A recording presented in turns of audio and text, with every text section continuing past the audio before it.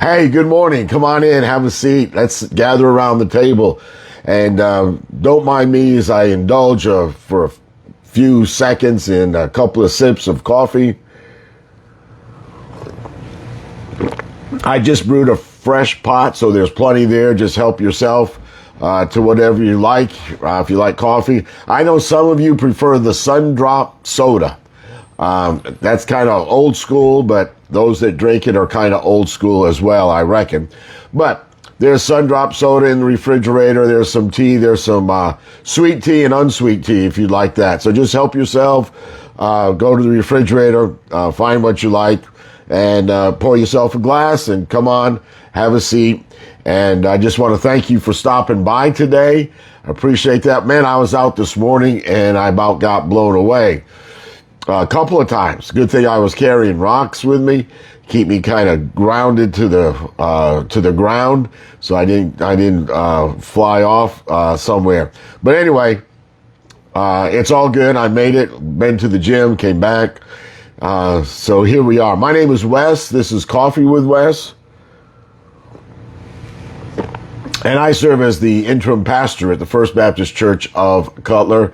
And this is Wednesday, March the 19th, I believe it is, 2025. And this week in our time together, we're focusing on the fact that Jesus not only meets our spiritual needs, but he meets our physical needs. And Jesus is focused on those needs as well as our physical needs, and then also, our emotional and spiritual and social needs as well. So we're going to see that in our study today that not only does Jesus provide for our physical needs, but he also provides for them abundantly. Everything that God does, everything that Jesus does is always over the top. It's never stingy. Jesus is not a stingy individual at all. So as we read of Jesus's miracle in John chapter 6, verse 11 tells us that as Jesus multiplied the food, as he gave it out, we had the five loaves of bread and the 2 fish, and was brought to him by the boy. Andrew had found him. Philip was at a loss at what to do. Philip was concerned about the finances. Andrew was concerned about whether it would even matter. But Jesus took that, multiplied it, and in verse 11 it says that every person ate as much as they wanted. What a tremendous statement that is. And sometimes I think we overlook that as we read through this passage. But it shows that God's provision is not just adequate, but it's abundant. Jesus' provision in this miracle points to a deeper truth that we can take with us today. When we place our needs before God, he gives us more than we could ever imagine. And, oftentimes we focus as frail individuals, we focus on what we lack, right? What we don't have. We focus on what is missing. But God invites us to trust in his abundance, knowing that he is more than enough for whatever we are facing. Trust in the Lord's abundance. So here's the thought for today. Take a moment, if you would, and think about those areas in your life where you feel a lack, a scarcity.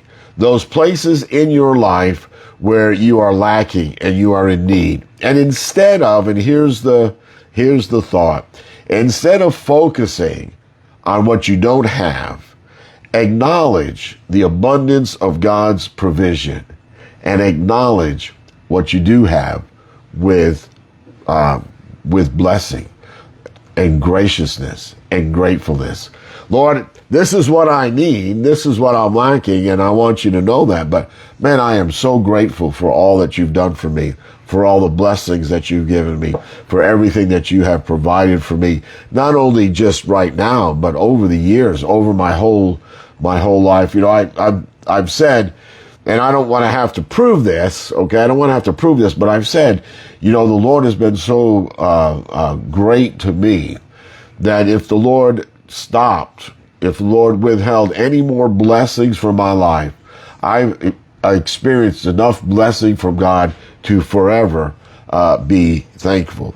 And so, thank God for his provision. Thank God for what he has, whether it's, relationships, resources, or grace. Thank the Lord for the ways that the Lord has already provided for you. And trust, hey, the Lord's going to continue to do that. You know how I know that the Lord's going to take care of this situation?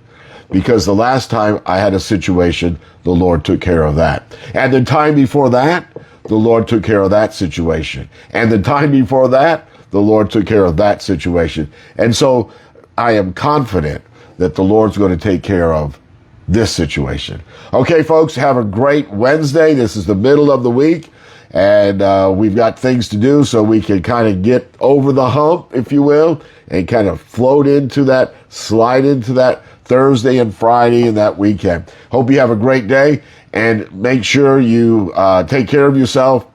Don't get blown away. Be careful out there. See you again soon. Bye for now.